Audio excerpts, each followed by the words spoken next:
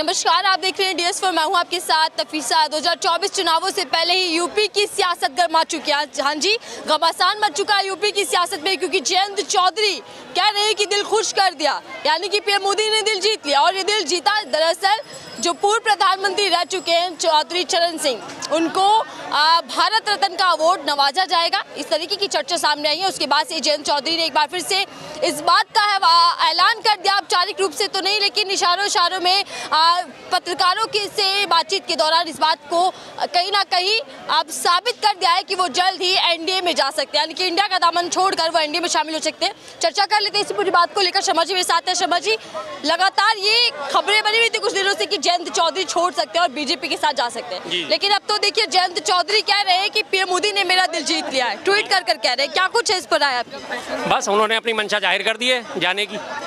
एक बड़ी पुरानी कहावत थी, टूटी खाट और झुका जाट किसी काम का नहीं होता। तो आज वो जाट भी झुक गए, उनकी खाट भी टूट गई है। और उन्होंने कभी कहा था कि चवन्नी थोड़ी हूँ जो पलट जाऊँगा, अब वो कहते हैं मैं किस मुँह से इनकार करूँ। तो सीधी सी बात है, उनके दो मुंह पहले से भी चल रहे थे। अगर वो चले गए, उन्होंने आगे तक के लिए अपनी भावी राजनीति खत्म कर ली है हमेशा के लिए। चवन्नी ऑलरेडी आपको पता होगा कि आरबीआई ने उसे खत्म कर दिया है, चलन से बाहर हो चुकी है। तो अब जो उन्होंने कहा था कि मैं चवन्नी थोड़ी हूँ, तो अब वो चवन्नी साबित हो गए और चलन से ये भी बाहर हो जाएंगे। बस आप ये कह रहे हैं कि अगर वो बीजेपी में जाते हैं तो उनका राजनीतिक करियर खत्म। इतिहास है बीजेपी का, उठा के आप देख लीजिए। उन्होंने अकाली दल को अपने साथ मिलाया, कहाँ है आज अकाली दल? खत्म हो गया। उन्होंने पंजाब में ये कैप्टन अमरिंदर सिंह की पार्टी बनी नई ताजी, उनको अपने साथ मिलाया, कहाँ है वो पार्टी? खत्म होगी।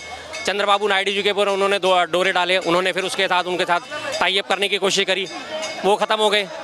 और तमाम क्षेत्रीय पार्टियां ऐसी हैं कि जिनको अगर देखा जाए तो ओपी राजभर वगैरह जैसे छोटे छोटे अपना दल और ये सब के जिनको उन्होंने अपने साथ मिलाया था, कहाँ है आज? वो कहीं स्टैंड करते हैं? खत्म होते जा रहे हैं एक एक करके।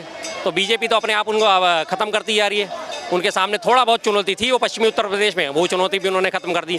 अब वो सीट जीते या ना जीते, लेकिन वो पार्टी हमेशा के लिए खत्म हो गई है बस। लेकिन जयंत चौधरी कह रहे हैं कि किस मुंह से इनकार करूं। आप देखिए बात भी सही है, क्योंकि एक लंबे समय से वो अर्जी लगा रहे थे, कह रहे थे कि कहीं ना कहीं भारत रत्न मिलना चाहिए चौधरी चरण सिंह को। दिया बीजेपी ने? बिल्कुल जाहिर बात है, भारत रत्न मिलना चाहिए। तो लेकिन क्या इस कीमत पर? जिन जाटों ने, जिन लोगों ने उनको वोट दे के आरएलडी को और उन्होंने संसद में भेजा, सदन में भेजा, 8 उनके विधानसभा सदस्य हैं, खुद वो राज्यसभा सदस्य हैं, तो उन लोगों के क्या आकांक्षाओं पे वो खरे उतरे हैं? भारत रत्न दे दिया, ठीक है जी, ओके, आपने अच्छा काम करा था। चौधरी चरण सिंह ने, हमारे किसानों के नेता थे, उन्हें किसानों का मसीहा कहा जाता है, और सही बात है, सादगी के प्रति मूड थे, बहुत बढ़िया आदमी थे, उनको भारत रत्न मिल गया। तो क्या आप उनको भारत रत्न मिलने की वजह से आप उनको बीजेपी में चले जाओगे? क्या आपकी आइडियोलॉजी उनसे मैच करती है? क्या चौधरी चरण सिंह जी की आइडियोलॉजी उनसे मैच करती थी? कहीं से कोई मैच नहीं करती थी। चौधरी चरण सिंह जी जो है विद्रोही स्वभाव के व्यक्ति थे, लगातार सत्ता की आंख में आंख डाल के तब भी बात करते थे, और जब वो सत्ता में आए तो भी वो सत्ता पक्ष को अपने आप में महसूस नहीं करते थे। मैं सत्ता पक्ष का व्यक्ति हूँ। प्रधानमंत्री बनने के बाद भी उनका एक किस्सा है कि एक बार वो अपने थाने में गए थे कि भाई मेरी साइकिल चोरी हो गई है, बिल्कुल साधारण आदमी बन के, और उन्होंने कहा कि भाई मेरी रिपोर्ट लिखो। अच्छा नहीं भाई, पैसे लगेंगे तुम्हारे। तो कि किस बात के पैसे सर? कि भाई यहाँ तो थाने में पैसे ही लगे जाते हैं। उन्होंने कहा ठीक है साहब, मैं पैसे दे दूँगा, आप मेरी रिपोर्ट तो लिखो कि मेरी साइकिल चोरी हो गई। कि नाम क्या क्या? अच्छा, उसने पूरी रिपोर्ट लिखने के बाद कि साहब चाचा साइन करोगे या अंगूठा लगाओगे? कि ना बेटा मैं तो साइन ही करूँगा। कि आप कर लोगे साइन? के हाँ मैं कर लूँगा। उन्होंने साइन करा। चौधरी चरण सिंह जेब से उन्होंने प्रधानमंत्री भारत सरकार की मोहर निकाल के ठप्पा लगाया, पूरा का पूरा थाना सस्पेंड हो गया था। वो इस तरह के जनता के आदमी थे, उनके बारे में किस्सा बहुत मशहूर है। वो इस तरह के जनता के साथ जुड़े हुए आदमी थे। आज आरएलडी क्या कर रही है? जयंत चौधरी आज उनकी आइडियोलॉजी पे चल रहे हैं। उनको भारत रत्न मिलना चाहिए था, हमें कोई समस्या नहीं है, लेकिन उनको भारत रत्न तब प्रभावकारी होता जिन किसानों की वो बात उठाए करते थे, जिन किसानों के साथ वो लगातार समर्थन करते थे, जिनका। आज उनकी स्थिति में क्या कोई सुधार हुआ? क्या बीजेपी ने उनके लिए कोई काम करा? पिछले साल उन्होंने कहा था हम 2022 तक, 2019 तक, उससे पहले लगातार वादे करेंगे कि किसानों की आय दुगनी कर देंगे, दुगनी कर देंगे। क्या आज तक किसानों की आय दुगनी हुई? आज भी रोज पूरे देश में 30 किसान रोज आत्महत्या कर रहे हैं। ये एनसीआरबी का डाटा है, ये मेरा डाटा नहीं है, एनसीआरबी का डाटा है कि 30 किसान रोज आज भी मर रहे हैं। क्या आपने उनके उसमें कोई फ़र्क करा? पिछले साल आपने जब पिछले साल किसान कानून लेके आए थे, आप सारे किसानों ने उनका विरोध करा था, तब वो चौधरी चरण सिंह तब उन्हें आँख का कांटा चुभे हुए थे। ये जयंत चौधरी उनकी आँख के कांटा था बीजेपी में, उनके ऊपर लाठियाँ बरसाई थी। आज ये जयंत चौधरी भूल गए कि मेरे ऊपर लाठियाँ इसी बीजेपी ने बरसाई थी, जिनको आज वो कह रहे हैं। लेकिन सर यहाँ ये भी समझना होगा ना, देखिए पुरानी सरकारों ने नहीं सोचा, वो कह रहे हैं कि पीएम मोदी ने दिल जीत लिया क्योंकि उन्होंने मेरी भावनाओं का सम्मान किया। भावना को सम्मान चुनावी साल में क्यों करा? पिछले साल भी कर सकते थे, जब आपने किसान कानून वापस लिए थे उसी वक्त भी कह सकते थे कि हम किसानों का सम्मान करते हैं और इन किसानों के सम्मान को रखते हैं, हम किसान कानून भी वापस ले रहे हैं और चौधरी चरण सिंह जी को भारत रत्न भी दे रहे हैं। तब उन्हें क्यों नहीं याद आई? वो इसी साल में क्यों याद आई कि जब लोकसभा के चुनाव होने हैं और एक एक सीट पूरी तरह काउंटेबल है, एक एक सीट पे लड़ाई है, ज़बरदस्त लड़ाई है। ये कह तो रहे हैं 400 पार, सीना ठोक के कह रहे हैं 400 पार, लगातार दावे कर रहे हैं, लेकिन हकीकत में इनका 200 सीट पार होता भी आंकड़ा नज़र नहीं आ रहा है। क्यों? क्योंकि किसान इनके सारे परेशान है, जवान इनके परेशान है, नौजवान इनसे परेशान है, छात्र इनसे परेशान है, महिलाएं इनसे परेशान है, समाज का हर तबका इनसे परेशान है। जो हमारे पूर्व फौजी थे वो इनसे परेशान है। तो इनको पता है कि हमारी ज़मीन खिसक चुकी है। इन्होंने सारे दावे एक एक करके अपने फटाफट चल दिए। ये इन्हें लग रहा था कि राम मंदिर के नाम पे हमारी चुनावी नैया पार लग जाएगी। आनन फानन में उसकी प्राण प्रतिष्ठा कराई गई, जबकि मंदिर का शिखर भी पूरा नहीं हुआ था। पूस का महीना चल रहा था, पूस के महीने में कोई शुभ कार्य नहीं होता, लेकिन उन्होंने उसके बावजूद उसका प्राण प्रतिष्ठा का कार्यक्रम रखा, सिर्फ चुनावी गणित की वजह से। और लगातार अब इन्होंने देखा कि एक दिन 2 दिन हवा चली, 2-3 दिन तो राम राम राम हुआ, चौथे दिन से लोग आ गए फिर वापस अपने यार भूख लगाई, क्या करें, काम धंधे पे तो जाना ही है, चलो राम जी तो आ गए, वापस काम धंधे पे चलो। वोट इन्हें तब भी मिलता नजर नहीं आया। इमीडिएट इन्होंने 1-1.5 हफ्ते बाद ही वो ज्ञानवापी का मुद्दा गरमा दिया। उससे भी इनको कोई अब नजर नहीं आ रहा कि कोई चिंगारी भड़कती नजर आ रही हो कि ज्ञानवापी के मुद्दे पे लोग आंदोलित हो रहे हो कि हाँ ज्ञानवापी बन जाएगी तो हम इनको वोट देंगे। उसके बाद जब इन्हें वो नहीं समझ आया तो ये मथुरा पे पहुंच गए। योगी आदित्यनाथ जी ने सदन में कहा था कि हम 3 ही गाँव तो मांग रहे हैं, पांडवों ने 5 मांगे थे, हम तो 3 ही मांग रहे हैं। तुम मांगने वाले होते कौन हो भाई? तुम उसी प्रदेश के मुखिया हो, ऐसे कैसे मांग लोगे? आपकी नज़र में दोनों कम्युनिटी बराबर होनी चाहिए, आप कैसे डिमांड कर सकते हो? आप सरकार चलाने वाले हो, जनता का समर्थन हासिल है आपको, आप जनता के लिए काम करो, आप मांगने वाले कौन होते हो? तो सीधी सी बात है, इनकी ज़मीन पूरी तरह खिसकी हुई है, तो इन्हें कुछ नज़र नहीं आ रहा, करें तो करें क्या, बोले तो बोले क्या। कि आखिरी दाव है भारत रत्न, बिल्कुल। तो ये चुनावी दाव चल रही है बीजेपी। बिल्कुल 400 पार, बीजेपी 400 पार आएगी। ठीक है, ये नारा देखिए गूंज रहा है, लेकिन 400 पार से वो हरा देगी। चलिए ठीक है, मैं इस नारे पर भी आऊंगी। आप किसान सम्मान निधि लेके आते हो कि हम 6,000 रुपये किसानों को दे रहे हैं, लेकिन 6,000 के बदले में आप साल भर में 60,000 तो उनसे वापस ले लेते हो। कभी खाद पे पैसे बढ़ा के, कभी यूरिया पे पैसे बढ़ा के, कभी पोटाश पे पैसे बढ़ा के, कभी DAP पे पैसे बढ़ा के, कभी उनके डीजल पंप सेटों के लिए डीजल पे रेट बढ़ा के आप उनसे वापस ले रहे हो, आप उन्हें दे कुछ नहीं रहे। आज भी 40% जो है किसान वो बट्टेदारी पे काम करता है। 6,000 रुपये का जो मिलता है वो भी सिर्फ उसको मिलता है जो किसान मालिक है अपनी ज़मीन का।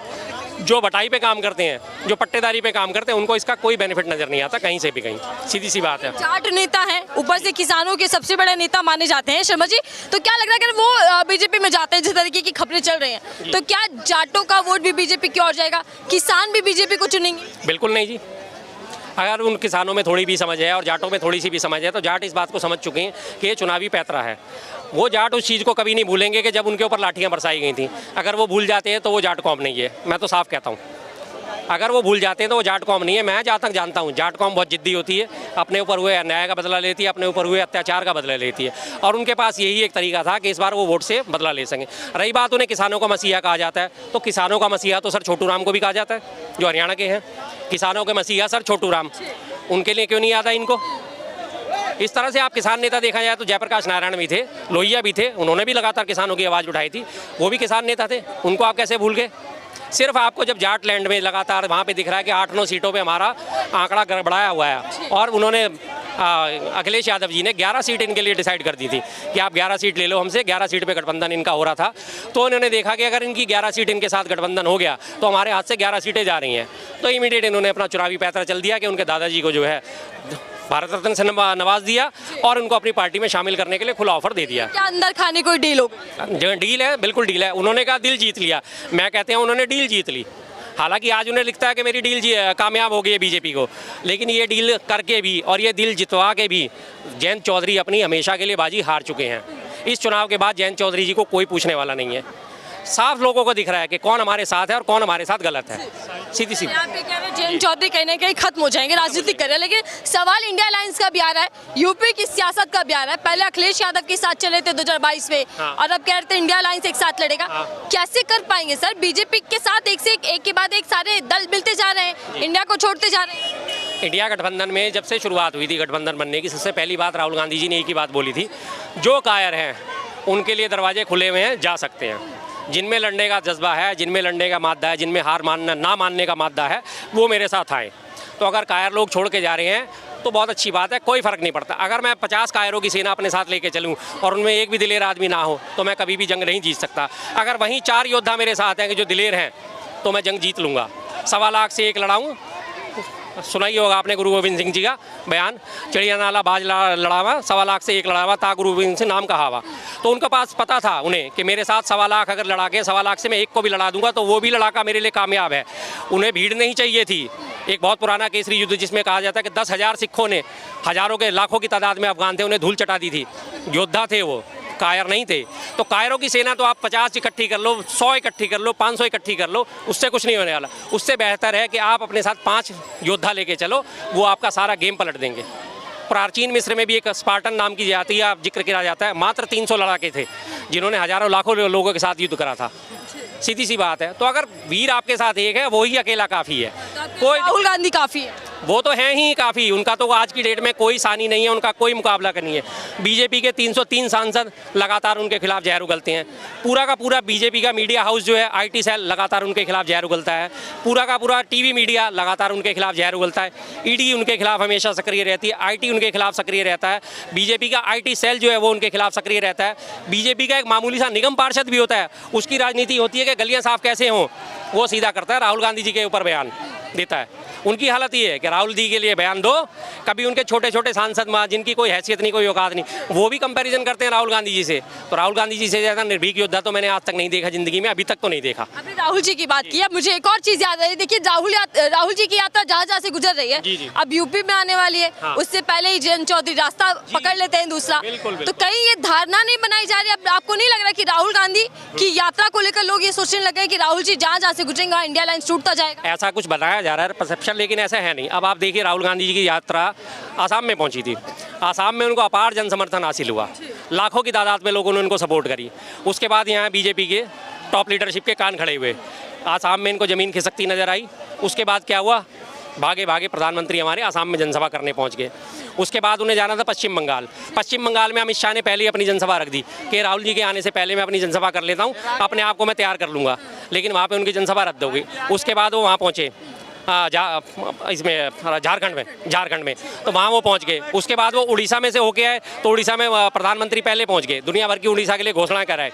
जहाँ जहाँ राहुल जी जा रहे हैं वहाँ या तो वो पहले जा रहे हैं या वो बाद में जा रहे हैं। उन्हें पता है कि ये जाएंगे तो मेरा जनसमर्थन यहाँ से खत्म होता चला जाएगा। और रही बात वही बात कि कायर अगर 2 जा रहे हैं, 2 के बदले 4 चले जाएँ, कोई फर्क नहीं पड़ता। लेकिन आपको नहीं लग रहा अगर जयंत चौधरी चले जाते हैं तो नुकसान होगा इंडिया लाइंस को? बिल्कुल भी नहीं। राहुल गांधी, अखिलेश यादव, जयंत चौधरी जो कह रहे थे कि भैया हम भाई भाई हैं और अब दोस्त बनकर लड़ेंगे, बीजेपी को मात देंगे। बिल्कुल बिल्कुल, मैं कह रहा हूँ ना, राहुल गांधी जी को कोई नुकसान नहीं होने वाला। कुल मिला के छटनी हो रही है, कायरों की छटनी हो रही है। जो कायर है बिल्कुल जा सकता है, खुली बात है। कोई उन्होंने छुपके नहीं बोली ये बात को कि जो मेरे साथ लड़ सकता है वो मेरे साथ आए, जो मेरे साथ नहीं लड़ सकता वो अपना रास्ता नाप ले। रही बात इनकी, आप इनको 4 सीट मात्र ऑफर हुई हैं, चारों में से एक भी सीट जीत के दिखा दें तो बात है। हार्डली कोई एक सीट अगर ये जीत गए, आरएलडी को झटका लगे, पूरी तरह झटका लग चुका। आरएलडी खत्म, हत्थे से उखड़ के उनका हैंडपंप है ना निशान आरएलडी का, उस हैंडपंप का पानी सूख गया और हत्था उखड़ के हाथ में आ जाएगा। अगर वो अखिलेश जी के साथ रहते तो उन्हें यादव वोट भी मिलता, उन्हें जाट वोट भी मिलता, उन्हें और वोट भी मिलते। लेकिन आज की डेट में उन्होंने खत्म कर लिया। जाटों के बारे में फिर से दोबारा कहता हूँ, एक बड़ी पुरानी कहावत है, टूटी जाट और झुका हुआ जाट किसी मतलब का नहीं होता। तो आज जाटों में वही परसेप्शन बना है कि ये जयंत चौधरी जिनके पीछे सारा जाट समाज सीना तान के खड़ा था, आज ये उनके चरणों में झुक गए हैं। तो हम इसे वोट किस बात का दें? हकीकत है ये। क्या हुआ, कुछ ही दिन में कहानी पलट गई। देखिए उत्तर प्रदेश की, जयंत चौधरी पहले मात देने की बात कर रहे थे, भीतर 3-4 दिनों के भीतर क्या हुआ जो बीजेपी में शामिल होने की चर्चाएं तेज हो सकता है अब जो भी अंदर की डील हो गई हो, मैं इस बारे में ज़्यादा गहराई से नहीं कह सकता, लेकिन जनता में तो यही मैसेज आता है कि साम दाम या दंड भेद। सीधी सी बात है, समझाया होगा, समझने में तो आने वाली है तो दाम लगा दिए होंगे। दाम में नहीं आने वाले को तो भेद पकड़ लेंगे, भेद नहीं पकड़ेंगे तो दंड पकड़ लेंगे। जिस तरह से आखिरी अपनी हथियार चलते हैं। हेमंत सोरेन जी हैं, अगर वो इनके काबू में नहीं आ रहे थे, ईडी का डंडा छोड़ दिया। दिल्ली में अरविंद केजरीवाल जी हैं, वो इनके काबू में नहीं आते, ईडी का डंडा छोड़ देते हैं। तो जहाँ समझाने में नहीं आते हैं वहाँ दंड देने वाला काम करते हैं। लेकिन लगे हुए हैं, हकीकत इनको भी पता है कि हमारी ज़मीन पे परसेप्शन कुछ नहीं है, ज़मीनी हकीकत से हमारा बिल्कुल नाता कट चुका है। फौजी इनके खिलाफ हुए पड़े हैं, किसान इनके खिलाफ हुए पड़े हैं, महिला इनके खिलाफ हुई पड़ी हैं, हर जगह से इनको मात झेलनी पड़ रही है। तो उसके बाद इन्हें वोट कहाँ से मिलता है? इनके पास लास्ट एंड फाइनल फिर लोग कहेंगे मैं ईवीएम का मुद्दा उठाता हूँ, और मैं उठाऊँगा जरूर कि इनके पास एक जो आखिरी रास्ता है वो ईवीएम का ही है। और अभी आपने देखा होगा कि महाराष्ट्र में पुणे में स्ट्रॉन्ग रूम से ईवीएम चोरी होनी शुरू हो गई है। ईवीएम का खेला, अभी तो चुनाव बहुत दूर है और ये शुरुआत हो चुकी है सिर्फ। कभी और इस पर भी चर्चा करूंगी, लेकिन शर्मा जी साथ थे और हम चर्चा कर रहे थे कि जयंत चौधरी अगर जो लगभग चर्चाएं चल रही हैं, लगभग मान ही लीजिए कि बीजेपी में जा चुके हैं, क्योंकि जयंत चौधरी का बयान सामने आना वो कई मायने रखता है कि पीएम मोदी ने दिल जीत लिया। बहरहाल इसको लेकर क्या आपकी राय है वो साझा कीजिए।